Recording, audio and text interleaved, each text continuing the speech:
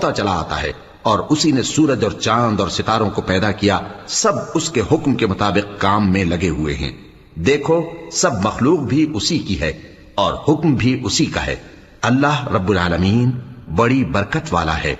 लोगों, अपने परवरदिगार से आजिजी से और चुपके चुपके दुआएं मांगा करो। वो हद से बढ़ने वालों को दोस्त नहीं रखता। और मुल्क में इस्लाह के बाद खराबी ना करना, और अल्लाह से खौफ रखते हुए और उम्मीद रखकर दुआएं मांगते रहना।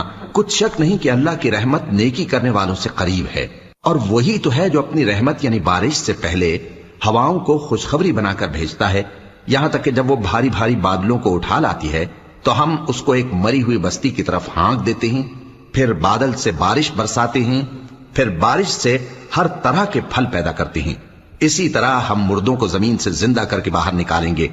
ये आयात इसलिए बयान की जाती हैं ताकि तुम नसीहत हासिल करो।